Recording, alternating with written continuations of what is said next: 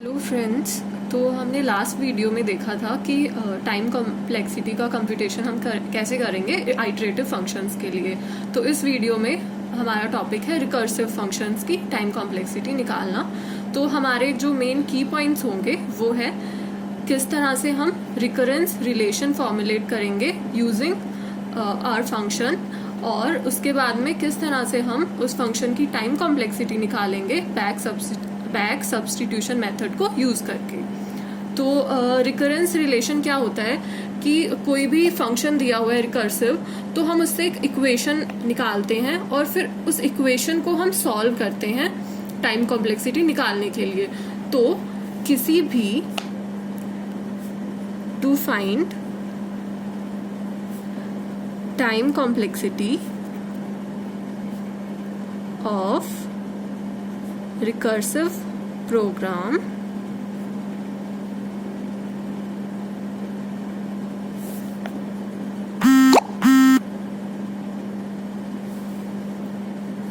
we need to write recursive relations.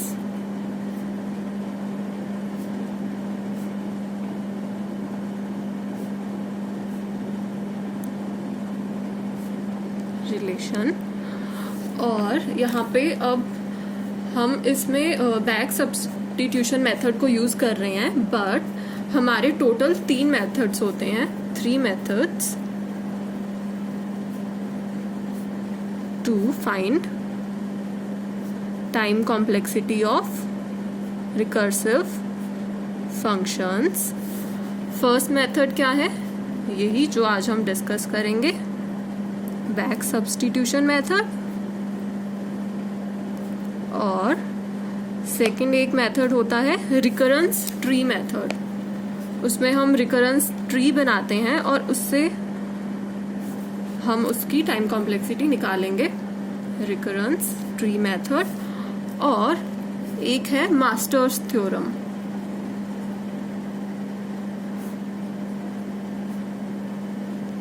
Okay,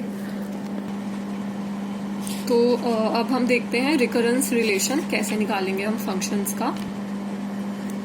तो let's assume हमें ये एक फंक्शन दिया हुआ है, सम फंक्शन है, और इसका हमें रिकरेंस रिलेशन निकालना है। तो हम कैसे करेंगे, सबसे पहले हम एक tn वेरिएबल tn ले लेते हैं वेरिएबल। एक तरह से ये tn फंक्शन ही है जो बताएगा कि कितने एलिमेंट्री ऑपरेशंस हमें परफॉर्म करने पड़ेंगे जब हम सम n को कॉल करेंगे।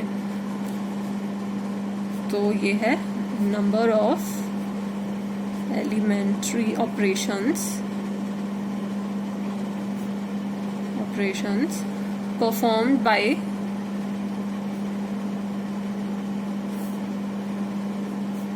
Function call sum n। जब हम सम n को कॉल करेंगे तो उसमें tn टाइम लगेगा।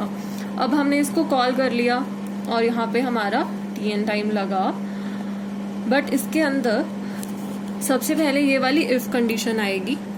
तो अगर n की वैल्यू यहाँ पे 1 हुई तो जस्ट ये इस इफ कंडीशन में जाएगा और रिटर्न 1 कर देगा। तो इसमें एक कांस्टेंट टाइम लगेगा, लेट्स k1। बट अगर n की वैल्यू ग्रेटर देन 1 हुई तब क्या होगा, हम रिटर्न करेंगे n प्लस एक प्लस ऑपरेशन परफॉर्म होगा और हम सम n-1 कॉल करेंगे। जो भी यहाँ पे n की वैल्यू अगर 8 पास हुई थी तो हम सम 8 यहाँ पे कॉल हुआ तो हम 8 प्लस सम 7 वापस से इसी सेम फंक्शन को कॉल करेंगे। तो हमें क्या पता लगा, यहाँ पे हमने 2 प्रॉपर्टीज यहाँ पे देख ली। We identified 2 properties of tn।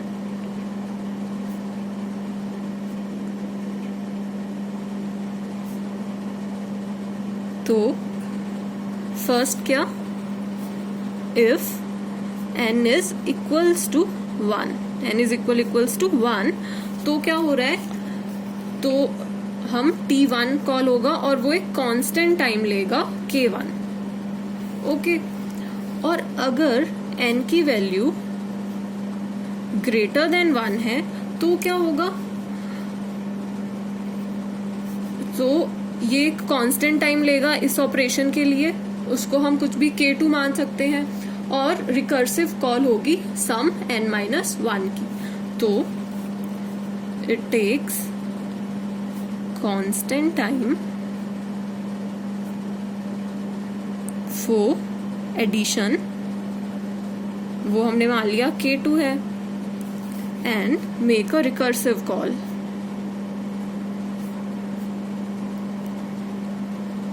सिर्फ call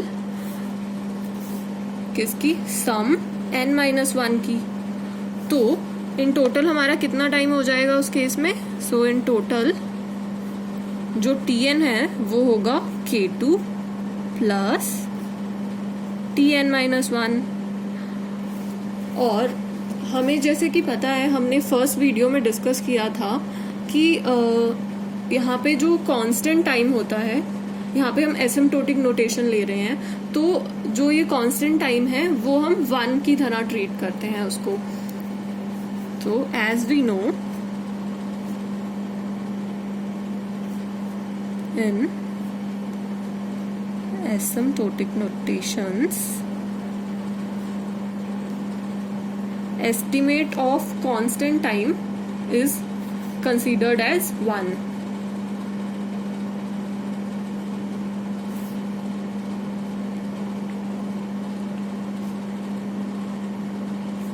We take constant as 1. तो यहाँ पे जो हमारे कांस्टेंट टाइम है k1 और k2, इसको हम क्या ले लेंगे? k1 is equals to k2 is equals to 1। तो अब हमारा इसका रिकरेंस रिलेशन क्या हुआ? So recurrence relation for above function is tn is equals to 1, k1 की जगह पे 1, if n is equals to 1, और tn is equals to k2 की जगह 1 is equals to 1 plus tn-1 if n is greater than 1। तो recurrence relation है। इस तरह से हमने इसका रिकरेंस रिलेशन फाइंड कर लिया है। इसी को हम रिकरेंस रिलेशन बोलते हैं। ओके, तो एक और एग्जांपल देख लेते हैं इसका। अगर किसी को नोट डाउन करना है ये, तो वो कर सकता है।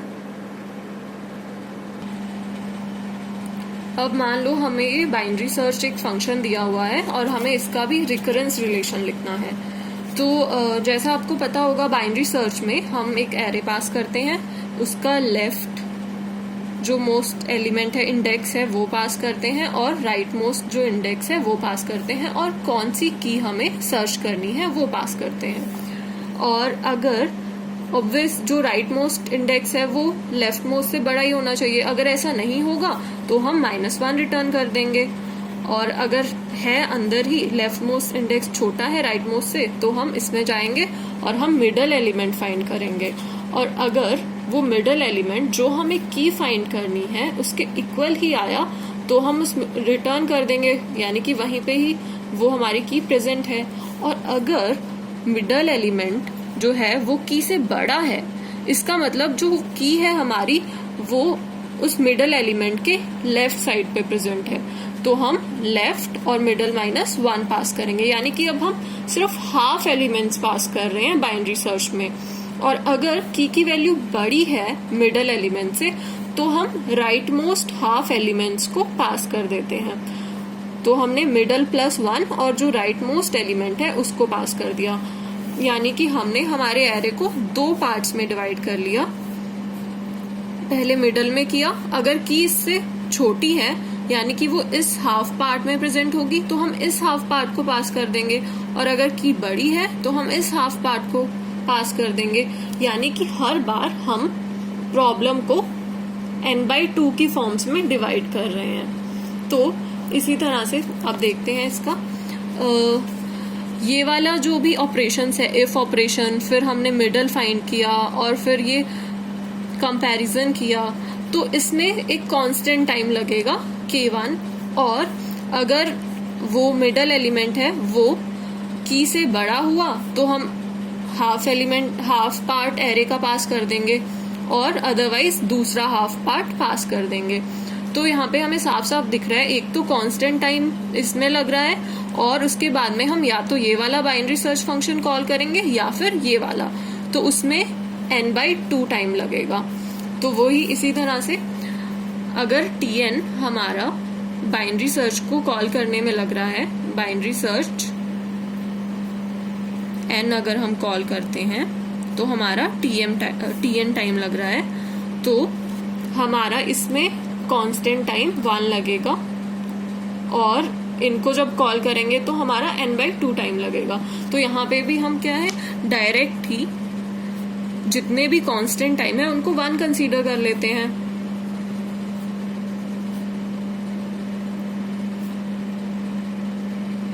b1, तो हमारा रिकरेंस रिलेशन क्या हो जाएगा, tn इज इक्वल्स टू, अगर हम इस इफ के अंदर चले गए तो क्या हो जाएगा 1 प्लस इसका टाइम 1 लगा और इनको कॉल करने में tn/2 लगेगा।